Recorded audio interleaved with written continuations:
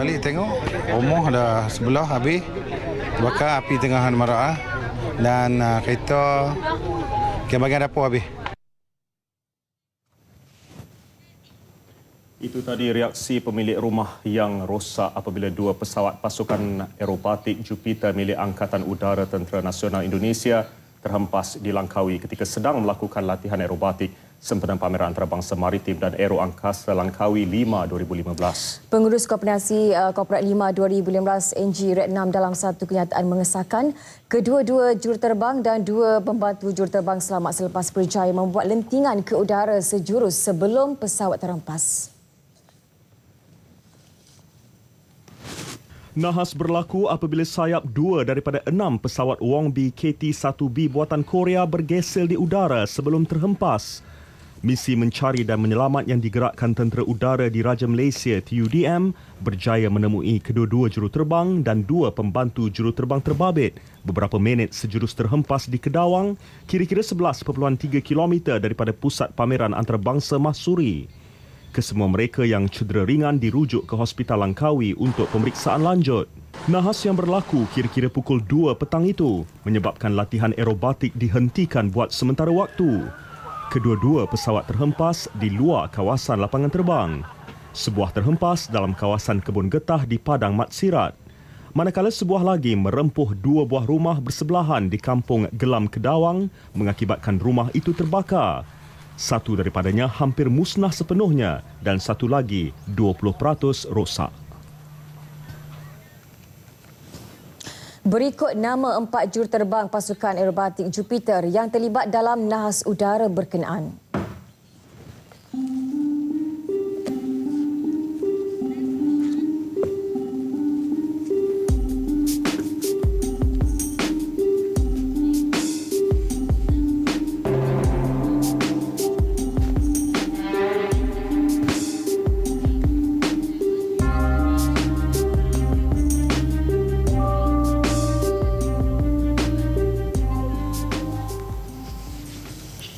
Bagi tokoh pencetus 5, Tun Dr. Mahathir Mohamad, kejadian itu benar-benar satu kemalangan yang tidak diduga.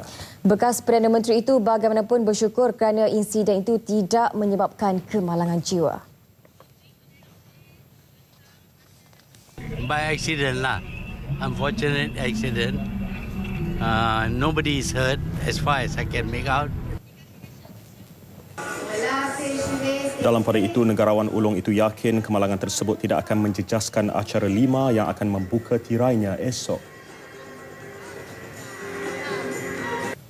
You checked out the preparations for Lima? Well, I went there to see myself what they have made. I think they are very ready for Lima because this year Lima is the biggest ever with many countries participating. Tun Dr. Mahathir menyatakannya selepas majlis penyampaian hadiah letu di Langkawi di Dataran Merdeka. Dan ini pula cerita saksi kejadian itu.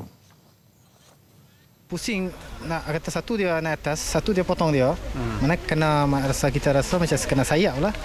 Lepas tu tiba-tiba yang ni kita tak perasan, sana kita perasan Kedawang tu.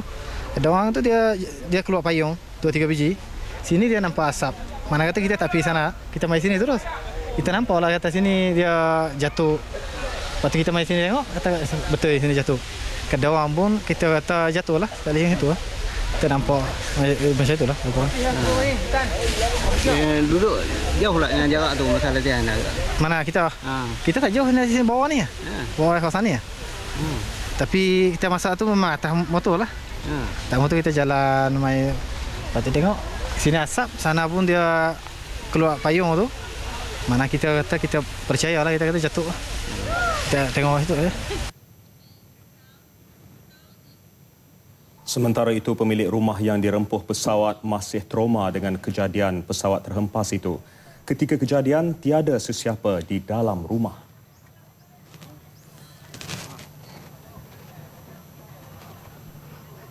Dua letupan dan anak saya kata bom abah. Memang rumah bergerak lah. Lepas tu bila saya toleh ke dalam rumah memang dah terbakar dah. Tak sempat nak buat apa-apa dah. Cepat, memang cepat. Kat dalam rumah masa tu ada orang ke? Tak ada. Saya dengan anak di luar rumah, di kaki lima rumah. Itu ya. Dia tengah repair ni saya basikal ni. Jadi orang lain tak ada lah. Orang lain tak ada. Anak-anak lain ada di rumah orang tua, isteri pergi kerja. Apa yang ada kat dapur tu habis lah. Habis lah. Tapi cukup lah. Anak-anak tak ada apa lah. Selamat Alhamdulillah. Dia kena sekali dengan tempat tak boleh tahu lah. Kereta mungkin habar dia tu. Motor dia orang cakap, motor saya pelantin lah. Mungkin letupan tu kan. Berpelantin lah motor. Dah habis lah tinggal bangkai. Yang lain tu bila sampai dah anggota pun dah mula. Jiran-jiran pun tolong mau keluar barang apa yang betul yang boleh dapat selamat kat dapur. Alhamdulillah lah. Rumah saya pun tak tahu cuma dapur lah. Habis lah dapur. Rumah abang tu yang sedih lah tengok rumah abang. Habis lah boleh. Kata 99% lah. Dah habis lah dalaman. Tapi anak-anak pun okeylah selamat. Api tengah marak membakar lah. Yang sebuah rumah tu lebih kurang 90% terbakar. Yang sebuah lagi tu hanya 20% saja. Itu di bahagian dapur. Ya, kita dalam gerakan lebih kurang 68 orang anggota lah di dua-dua tempat. Berapa lama tempoh untuk Padahal ambil masa lebih kurang 25 minit saja. Sebab dia rumah yang agak kelas B, dia tak susah sangat lah.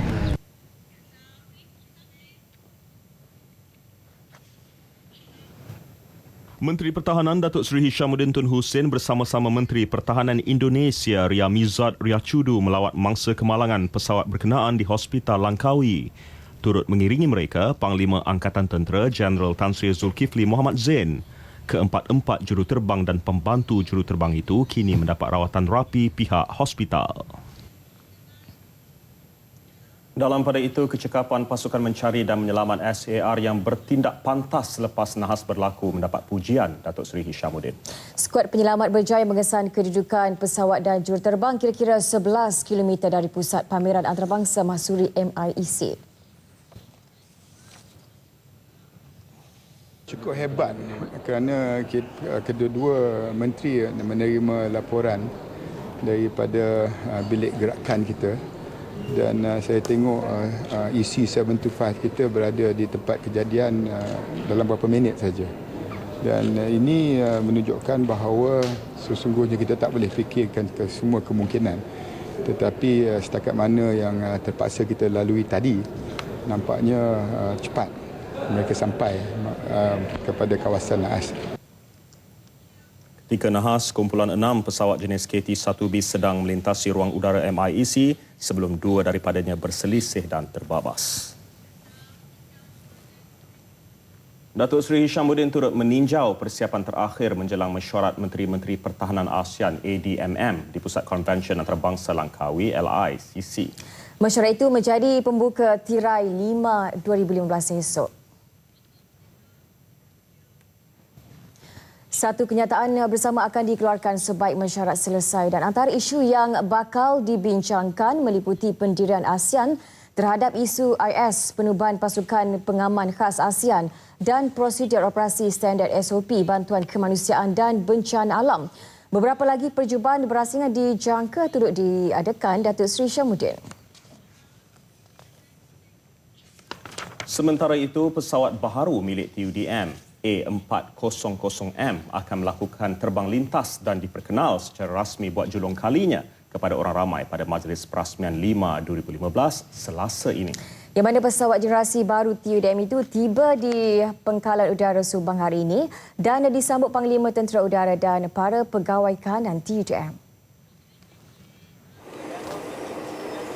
Pesawat itu adalah yang pertama dari 4 buah pesawat A400M yang telah dibeli Malaysia melalui persetujuan yang telah dimeterai antara Kerajaan Malaysia dengan Airbus Defence and Space ADS pada 8 Disember 2005. Malaysia menjadi negara pertama di Asia yang menerima pesawat itu dan kelima selepas Perancis, Jerman, Turki dan United Kingdom. Kita amat teruja dengan pesawat yang baru ini dari 400M, the one that we got.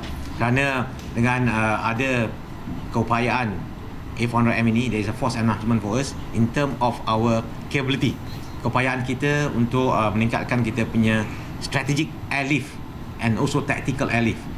Selain itu, pesawat ini juga mempunyai jangkauan operasi yang lebih jauh serta berkeupayaan untuk mengangkut jumlah kargo yang lebih besar berbanding pesawat C-130H. Ia juga berperanan melaksana misi-misi pemindahan perubatan Medivac, Air-to-Air Refueling AAR, Aerial Delivery, Paratroop and Logistik dan bantuan kemanusiaan serta bencana. Pesawat itu telah diterbangkan juruterbang TUDM yang diketuai Lieutenant Colonel Masro Kaliwon dan dibantu 3 juruterbang dan 4 kuartermaster udara. Adalah satu penghormatan sebab yang ini amanah daripada rakyat Malaysia kepada saya. We spending public money with this aircraft. It's my responsibility to operate the aircraft efficiently, safely and uphold the responsibility continuously. 3 pesawat lagi akan tiba secara berperingkat sehingga suku pertama 2016. Kedutaan Indonesia di Malaysia akan bekerjasama dengan polis Diraja Malaysia PDRM bagi menyiasat tindakan warga negaranya menceroboh Pulau Sebatik di Tawau, Sabah.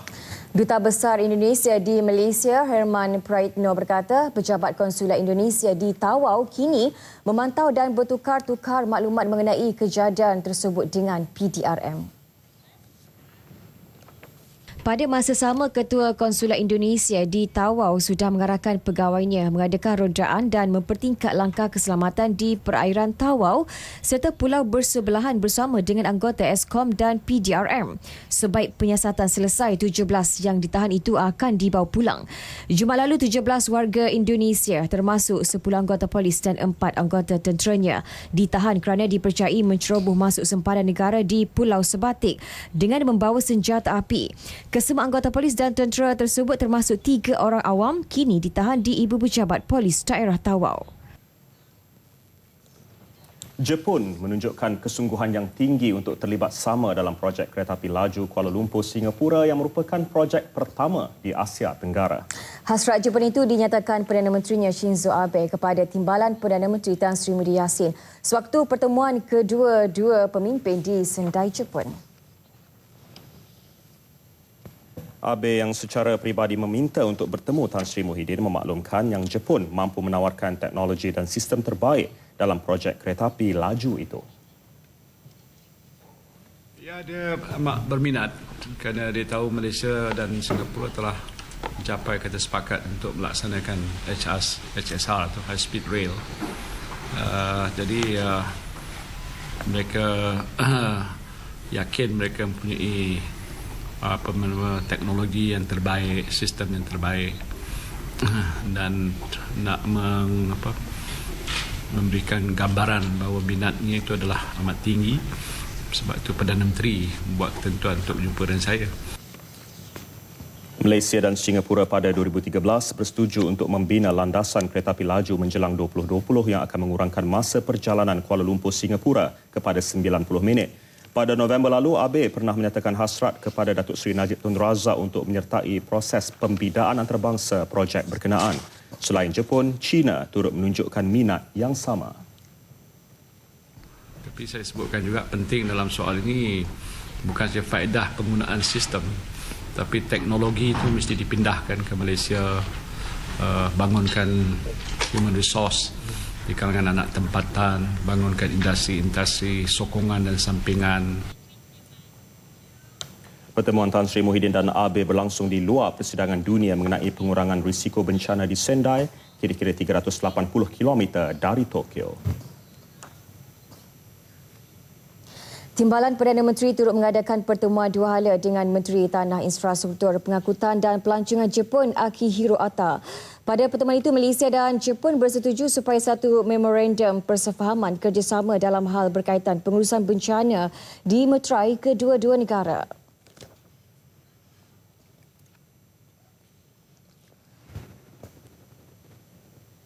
Saya bersetuju di atas cadangan itu dan kita harap kementerian dan agensi yang berkenaan akan terus mengadakan perbincangan secara terperinci bagaimana memorandum itu dapat dimeterai dalam tempoh masa yang segera.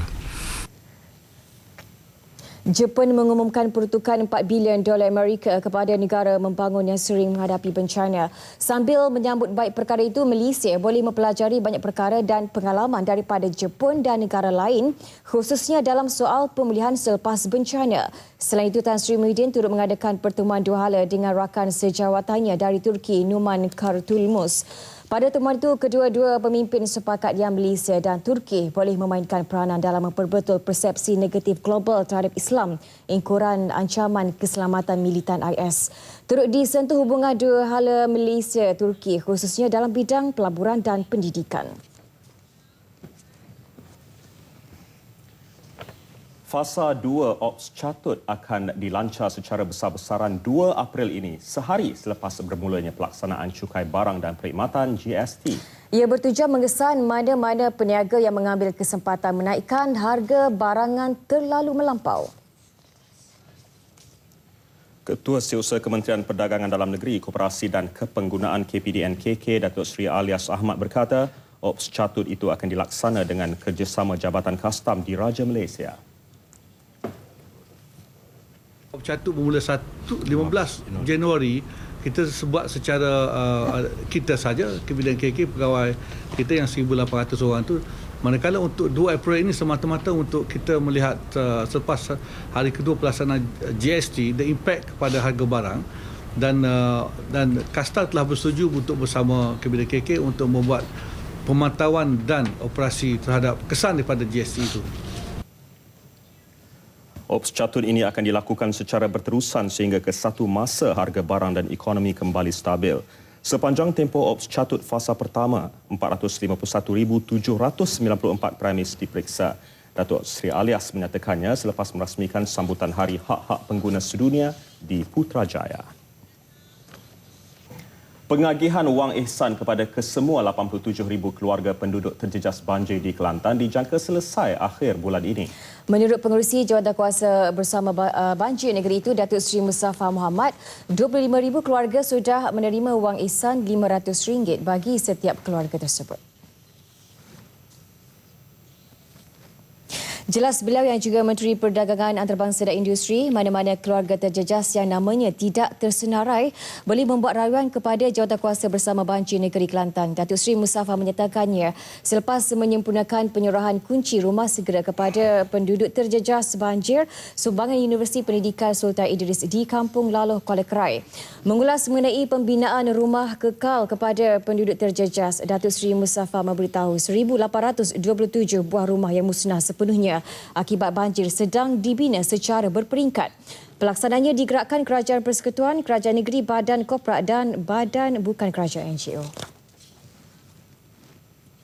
Perbadanan Perumahan Rakyat 1 Malaysia Prima akan memperkenalkan skim sewa beli kepada mereka yang tidak mempunyai slip gaji untuk memiliki rumah kediaman. Pengerusinya Tan Sri Jamaluddin Jarjis berkata skim itu akan ditawarkan kepada mereka yang telah membuat permohonan pinjaman perumahan kepada sekurang-kurangnya 3 buah bank tetapi ditolak oleh bank. Dengan 3 bank itu, adakah benar sipolan-sipolan tu dia tak dapat membiayai pinjamannya? Confirm 3 bank dan kita pergi. Sebab apa kita nakkan dia supaya Prima menyediakan rumah. Biarlah dari segi pembiayaan itu dengan badan kewangan.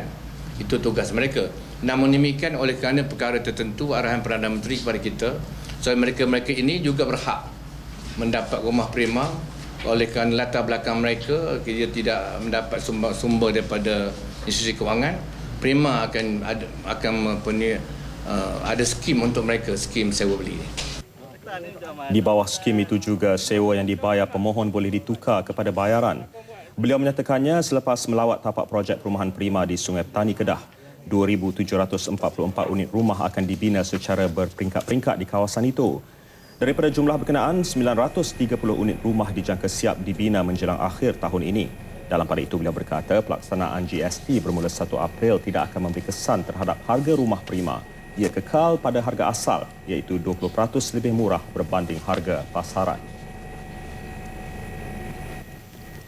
Ini pula ke arah menjadikan daerah Kemaman Terengganu hak perniagaan eksklusif dan berciri mewah serta mesra pelanggan. Urban Development Authority UDA Holdings berhad melancarkan projek pembangunan komersial pertama di daerah itu, dikenali sebagai Kos Kemaman. Projek tersebut menelan kos lebih RM66 juta itu akan dibina di atas tapak seluas 3.4 ekar yang merangkumi 3 blok kedai pejabat berkonsep moden contemporary yang dijangka siap pada November 2017. Ketua Pegawai Operasi Tanah Kumpulan UDA Datuk Muhammad Marzuki berkata, pemilihan kemaman bagi membangunkan projek tersebut kerana mempunyai lokasi yang strategik. Malah ia terletak dalam kawasan koridor pantai timur ECER serta berdekatan dengan beberapa kompleks kerajaan dan lapangan terbang Kertih. Projek tersebut merupakan projek rintis syarikat tersebut di daerah Kemaman.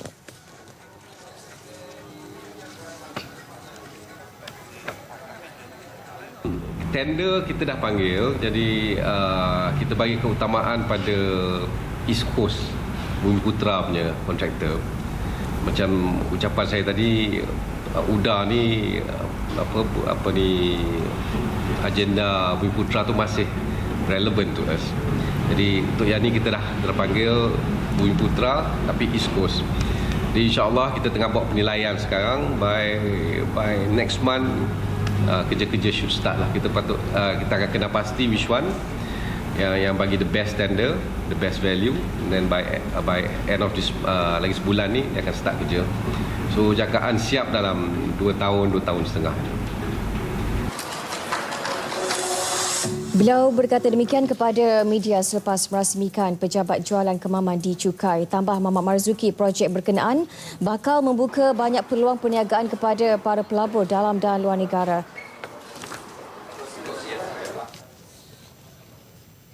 Kerajaan Negeri Terengganu berhasrat menambah penerbangan antarabangsa U-Wing antara Kuala Terengganu dan Guangzhou, China dalam tempoh terdekat. Dengan langkah itu, ia diharap dapat meningkatkan pelaburan dan juga menarik pelancong dari negara itu melawat Terengganu. Menurut Menteri Besar Terengganu, Datuk Ahmad Razif Abdul Rahman, untuk menjayakan hasrat itu, kerjasama antara kerajaan negeri dengan U-Wing sedang dipertingkat. Ini termasuk mengadakan usaha sama bagi program umrah secara penerbangan terus Terengganu, Medan dan ke Madinah. Kita juga telah membentuk satu jawatan kuasa komiti untuk dalam bidang airport kita ni, untuk kita upgrade lagi airport kita, dan juga kita cuba mendapat kerjasama daripada beberapa orang profesional. Setakat ini, laluan Medan Singapura dan Medan Terengganu beroperasi 2 kali seminggu. Manakala penerbangan khas untuk menunaikan haji beroperasi setiap tahun, setiap kali musim haji. Ringgit dijangka meraih momentum minggu ini apabila dolar Amerika diunjur menurun berikutan pengumuman data jualan runcit Amerika Syarikat yang lebih lemah berbanding jangkaan. Ketua Penyelidikan Runcit dan Naib Presiden Affin Hwang Investment Bank, Datuk Dr. Nazri Khan berkata, data jualan runcit lemah akan mencetuskan lagi spekulasi terhadap prospek dasar Rizab Persekutuan. Meskipun sentimen pasaran bagi harga minyak global kekal lemah, beberapa peniaga berpendapat ini tidak akan menjejaskan Malaysia memandangkan pengurangan pergantungan kepada sektor minyak dan gas. Bagi minyak berakhir, ringgit mencecah paras terendah dalam tempoh 6 tahun pada Rabu dengan kadar 3.7 berbanding dolar Amerika. Namun kemudiannya mengukuh kepada paras 3.6 selepas Gabenor Bank Negara Tan Sri Dr. Zeti Akhtar Aziz berkata ia di bawah nilai dengan ketara pada paras dagangan. Bagi asas Jumaat ke Jumaat, ringgit menyusut kepada 3.6840 berbanding dolar Amerika daripada 3.6515 sebelumnya. Pengusaha industri kecil dan sederhana IKS yang belum jelas mengenai mekanisme cukai perkhidmatan dalam GST disaran mendapatkan penjelasan terperinci daripada pihak kastam di Raja Malaysia. Menurut Menteri di Jabatan Perdana Menteri Datuk Dr. Wee Ka Siong, ini bagi mengelak timbul kekeliruan dan masalah sebelum GST mula dilaksana awal bulan depan. Dan bagaimana mereka membuat semua cerapan tentang urus niaga. Itu sesuatu yang kita akan lihat nanti. Kita tak boleh buat andaian dah bersedia, tak bersedia. Tapi yang panik ni bila dalam keadaan, dia kata memang saya 1,200, 1,300, kadang sampai, kadang tak sampai. So, 400,000. Itu tak payah kalau ikut threshold dia 500,000. So, macam mana? Mesti ada mekanisme untuk melihat kalau kes borderline ni macam mana. Datuk Wee menyatakannya di Ibu Negara selepas merasmikan kursus PDP Bahasa Cina Sekolah Menengah. Sebahagian pengusaha IKS yang berpendapatan tahunan sekitar RM400,000 dijangka berdepan masalah apabila GST dilaksana sama ada perlu mendaftar atau tidak. Bagaimanapun, pihak kastam kini giat mengadakan penerangan kepada kumpulan terbabit. Pesta mengerau atau menghambat ikan sangat sinonim dalam kalangan penduduk Hulu Terengganu. Walaupun agak asing bagi mereka yang tinggal berjauhan dari kawasan sungai, namun aktiviti seperti itu bagaikan pesta setiap kali tibanya musim kemarau. Kesempatan itu diambil sepenuhnya penduduk kampung sepanjang Sungai Berang. Aktiviti secara berkumpulan yang disertai segenap lapisan masyarakat itu menyerikan suasana kampung terutamanya ketika mengawasi pergerakan ikan berhampiran jaring.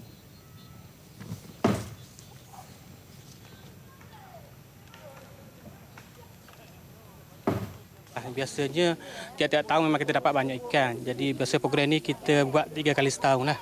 Ini baru yang pertama kali kita mengambat ikan ni. Jadi mungkin ada 2-3 kali lagi lah dalam tahun ni. Biasanya bulu dia belah. Dia belah bulu, dia kerak panjang sedepa tu. Lepas tu dia gudang air. Dia gudang air pong punya gitu ya. Lepas tu kalau ada berlubuk dalam tu, dia selang gitu, selang dia ambil ikan. Hasil tangkapan ikan itu bukan untuk dijual tetapi dimasak juga dibakar untuk dijamu bersama. Masa asam pedah. Orang kampung panggil asam pedah lah. Lepas tu ikan yang lain pula kita panggang tawar lah panggil. Lepas tu cari ulam-ulam makan nasi cicah budu.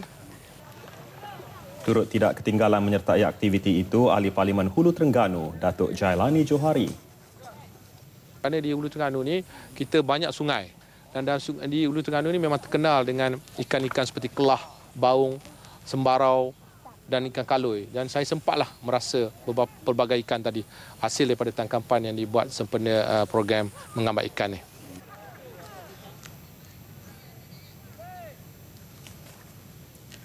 Nasi kandar, hidangan istimewa dari utara terutama di Pulau Pinang. Hidangan nasi dan lauk pauknya yang panas pasti membangkitkan selera kita. Dan bagi warga kota di Kuala Lumpur ini, nasi kandar di restoran Kudu bin Abdul antara tempat menjamu selera yang menjadi tumpuan. Saksikan.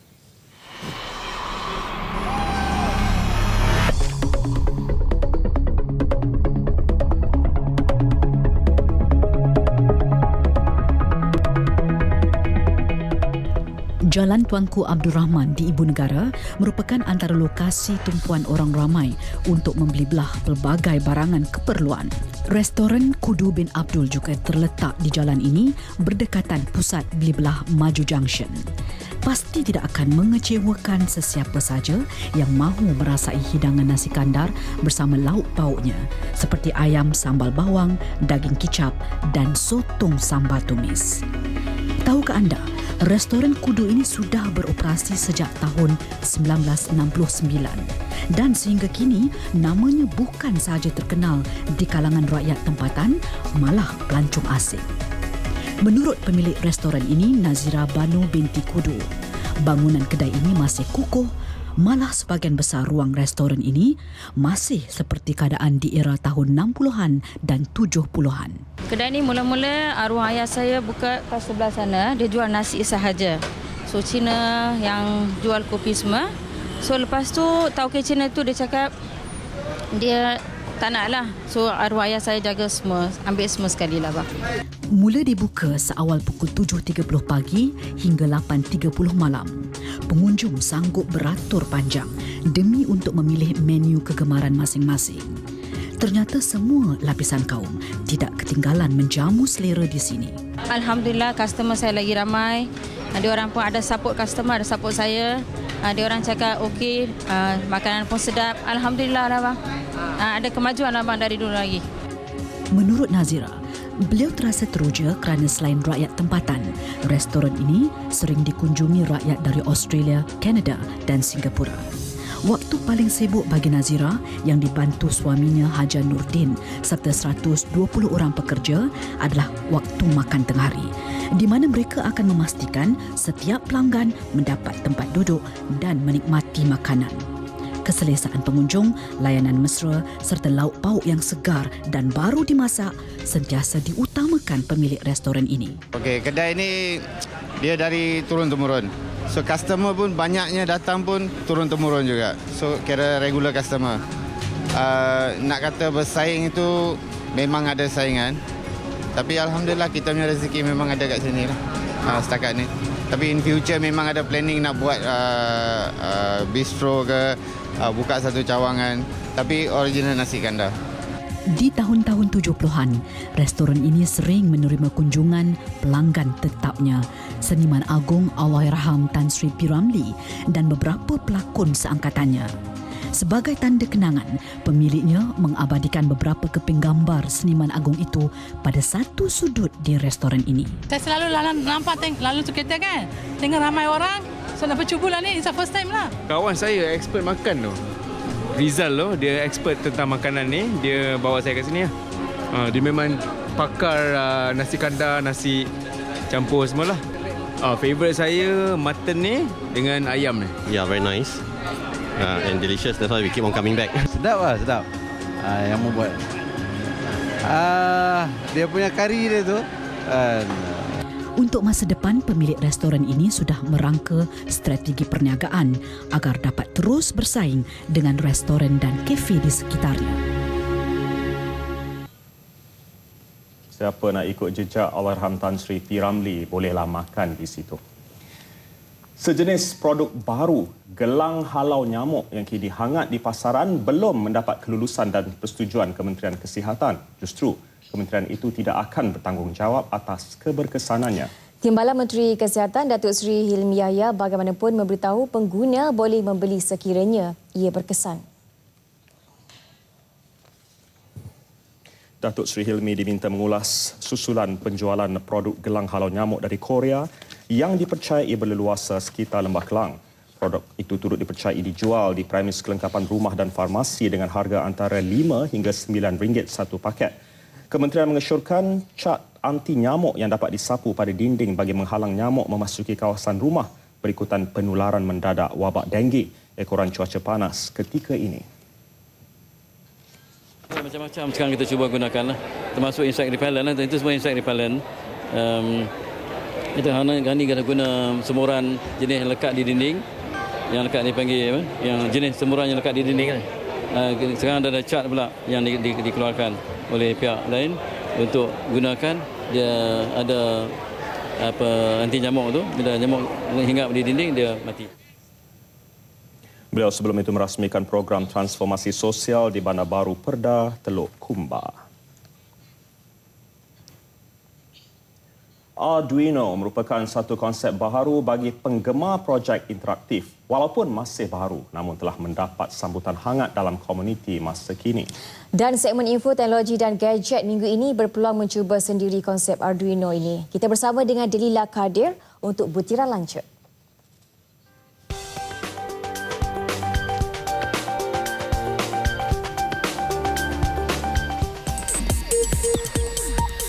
Satu lagi konsep terbaru dalam dunia teknologi hari ini adalah Arduino. Apa sebenarnya konsep Arduino ni?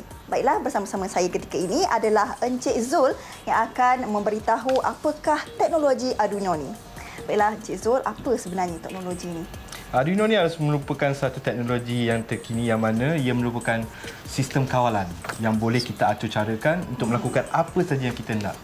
Seperti kita ada idea, kita ada konsep di kepala kita, ingin katakan melakukan sistem ampaian elektronik di rumah, sistem mesin basuh elektronik di rumah, ataupun kita hendak mengawal lampu, mengawal kipas di rumah kita supaya menjimatkan elektrik, kita boleh gunakan Arduino. Ia merupakan satu sistem kawalan seperti otak kita yang mampu menerima informasi-informasi daripada pengesan-pengesan, proses maklumat itu dan kemudian mengawal sesuatu. Dan kita boleh kawal dia menggunakan apa juga alat. Seperti kita boleh kawal melalui internet, menggunakan web, kita boleh kawal melalui handphone kita, sistem Android terbaru, smartphone baru boleh digunakan untuk mengawal Arduino.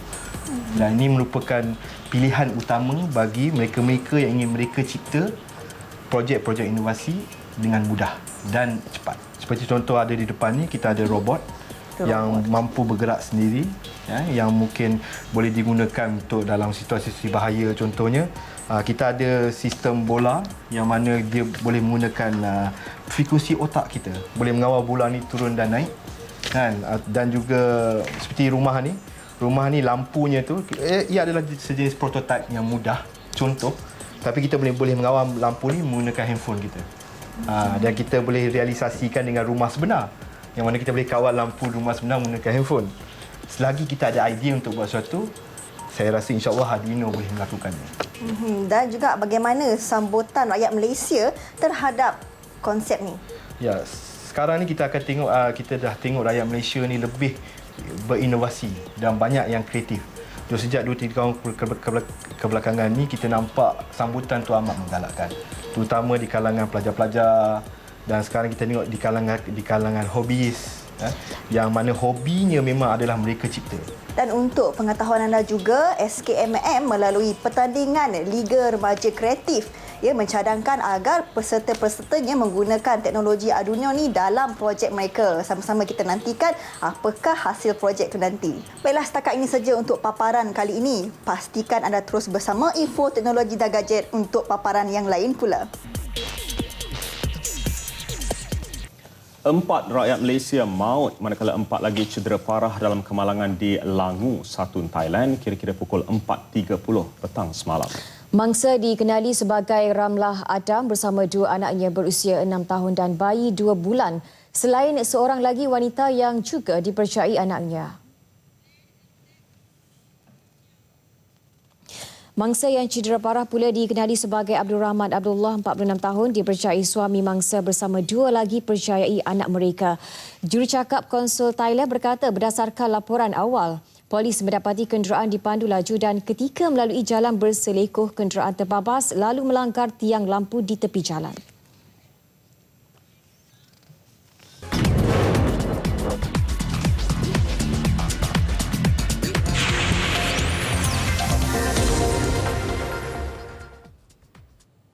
Sukan malam ini pastinya dimulakan dengan perlumbaan basikal letu di Langkawi 2015. Pelumba MTN Kubeka Yusof Regugui dinobatkan selaku juara edisi ke-20 dengan catatan masa keseluruhan 28 jam, 12 minit dan 4 saat. Namun peringkat terakhir hari ini, Kuala Kubu Dataran Merdeka dikuasai pelumba Astana Andrea Guardini. Wartawan Fazli Ibrahim ada laporannya. 115 orang pelumba dilepaskan dari Kuala Kubu baru dengan jarak 96.1 km untuk melengkapkan kayuhan keseluruhan LTDL edisi ke-20 1193.1 km. Peringkat terakhir bakal menoktahkan juara mutlak 4 jersey yang dipertandingkan. Pelumba tampak agresif dengan beberapa breakaway di awal perlumbaan. Selepas melepasi pendakian terakhir LTDL 2015 di Selayang, peloton mula mempertingkatkan kelajuan dan bergabung dengan kelompok pendahulu. 30 km terakhir, pelumba perlu melengkapkan 6 pusingan di Dataran Merdeka. Berbaki 1 pusingan, kelibat Andrea Guardini sekali lagi menjadi tumpuan. Selepas kecewa di peringkat ke-6, pelumba Astana ini menebus kehampaan apabila muncul juara peringkat ke-8 dengan catatan masa 2 jam 27 saat. Pelumba Orica Greenwich, Caleb Iwan kedua, sementara Michael Kola daripada Tinkoff Saxo ketiga. Pelumba MTN Kubeka Yusof Regugui menamatkan saingan di tempat ke-10, sudah cukup untuknya mengekalkan jersey kuning sekaligus muncul juara keseluruhan LTDL 2015 dan membawa pulang wang tunai RM180,000. Pelumba kelahiran Algeria ini berkelebihan 9 saat di depan pelumba Astana Valerio Agnoli. Yeah, I thanks for my team first because he do a great job this week. It's everybody focused for keep the jersey until the last stage. So the last stage also is hard. The circle is like it's like a dangerous lap, so maybe 5 or 6 corners like cyclocross race. So I control the race with my team until the last 2 laps, and Orica Greenwich take the control until the finish. Any appreciation? Jersey biru Raja Pecut kekal milik Caleb Iwan daripada pasukan Orica Greenwich, Kiel Rijnin daripada United Healthcare, masing-masing kekal dengan gelaran Raja Pecut dan Raja Bukit, manakala pelumba Aisan Tomohiro Harakawa turut mengekalkan jersey putih selaku pelumba terbaik Asia. Hadiah kepada pemenang disampaikan Perdana Menteri Datuk Seri Najib Tun Razak. Turut hadir bekas Perdana Menteri Tun Mahathir Mohamad dan Menteri Belia dan Sukan Khairi Jamaluddin Abu Bakar. Berakhir sudah debaran Litua di Langkawi edisi ke-20 dengan menyaksikan pasukan MTN Kobeka berjaya menebus kekecewaan pada musim lalu dengan sekadar naib juara, dan kali ini bertuah menerusi pelumbanya Yusof Rigugui dengan juara keseluruhan sekaligus menyarung jersey kuning. Manakala nasib pelumba-pelumba tempatan khususnya pasukan TSG agak menyinar pada musim ini dengan 2 kali menaiki podium tempat ketiga sekurang-kurangnya. InsyaAllah berjumpa lagi pada tahun hadapan, edisi ke-21. Fazil Ibrahim bersama juru kamera Halim Yusof, Dataran Merdeka, TV1. Apapun sekali lagi, syabas Yusof Regugui kerana berjaya menakluk LTDL edisi ke-20. Dalam pada itu, Menteri Belia dan Sukan Khairi Jamaluddin melihat penswastaan LTDL edisi ke-20 ini dilihat memberi pulangan. Edisi lalu, Kementerian Belia dan Sukan KBS memperuntukkan 19 juta ringgit, namun tahun ini hanya 10 juta ringgit sahaja dikeluarkan untuk kos penganjuran LTDL keseluruhannya. Sebahagian daripada peruntukan ini akan disalurkan untuk program pembangunan sukan berbasiskan negara. Program pembangunan kendalian KBS akan dimulakan di peringkat akar umbi. Malah KBS mengharapkan pasukan negara meraih anugerah pasukan terbaik Asia satu hari nanti. Sukacita saya maklumkan bahawa kita berjaya menjimat 9 juta pada tahun ini berbanding dengan tahun lepas, dan 9 juta ini sebahagian daripada penjimatan itu dapat saya salurkan kepada program pembangunan basikal. Sebab saya buat keputusan bahawa penjimatan ini sebahagian daripada dia mestilah kita kekal untuk program basikal. Jadi saya akan mulakan satu program pembangunan basikal, terutamanya di peringkat remaja, di peringkat sekolah. Dari segi publicity, LTDL telah berjaya mencapai liputan lebih daripada 50 buah negara dan dianggap mencapai matlamat.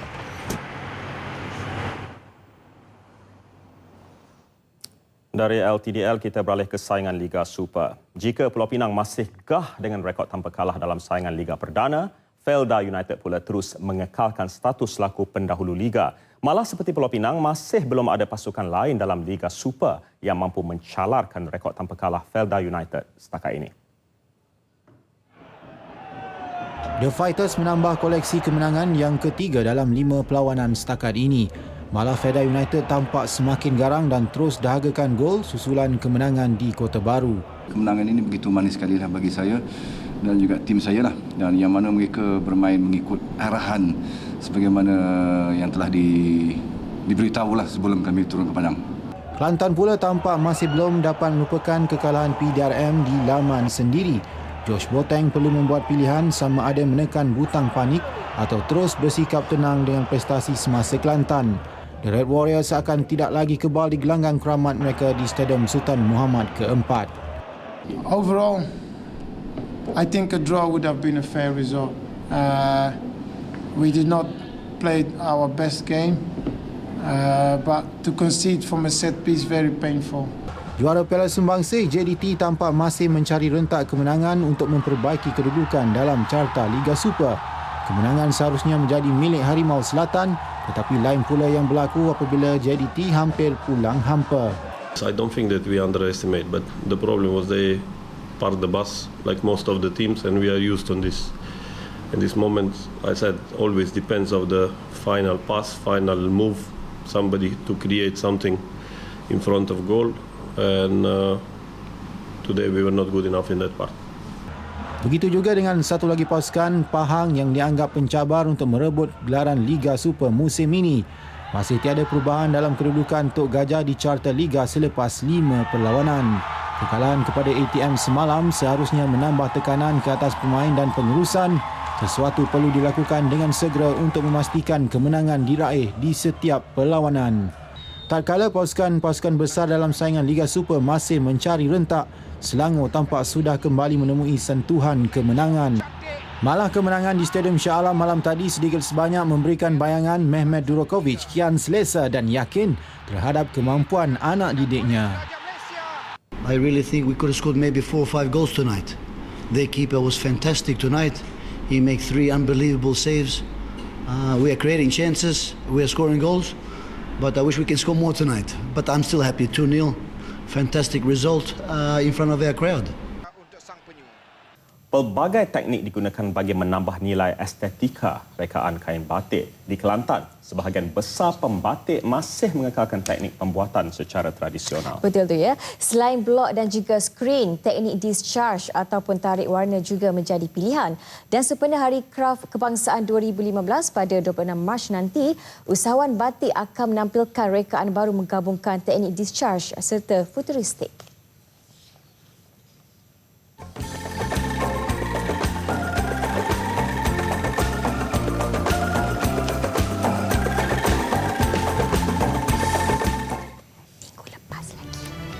Antara batik blok dan skrin, teknik discharge agak jarang digunakan pengusaha batik. Ini kerana ia agak rumit dan memakan masa untuk menyiapkannya. Discharge ni ialah satu proses dalam batik untuk menarik warna. Menarik warna tu bermaksud kita tarik warna tu keluarkan daripada kain. Kita mendapat garisan-garisan yang berwarna pada fabrik yang telah kita keluarkan untuk produk batik tu. Contohnya kalau kita buat batik secara biasa, kita melihat garisan-garisan yang ada pada batik tu warna putih. Tetapi apabila discharge teknik, garisan-garisan design tu akan berwarna-warni. Jadi dia memberi satu impak barulah kepada industri untuk memberi nafas kepada industri batik supaya lebih baiklah daripada yang sedia ada. Kelebihan tarik warna, corak yang dihasilkan lebih menarik berbanding cantingan biasa. Tak hairanlah masih ada pengusaha batik di daerah Tumpat mengguna teknik ini.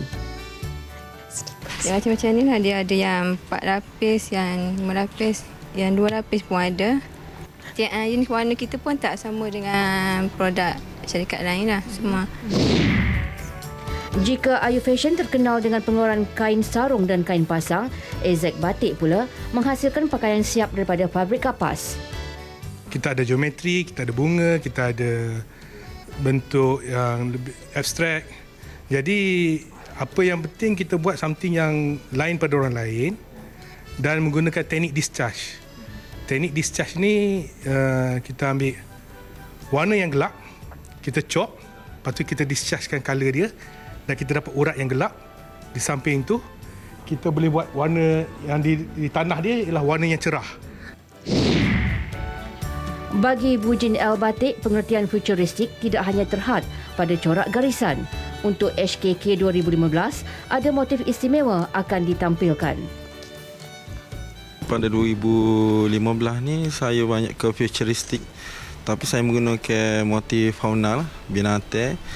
Tapi binatang tu berunsurkan lembut lah, macam buat ayam serama, ikan, lepas tu walaupun saya buat kuda pun saya akan buat dia tu satu yang sangat lembut lah untuk dipakai untuk orang lelaki dengan orang perempuan. Saya hanya menggunakan brush, tapi unsur dia tu nampak tegas, tajam untuk memberi satu benda tu moden. Namun di sebalik mengejar pembaharuan, keaslian batik Kelantan tetap dikekalkan untuk memperoleh produk unik dan eksklusif.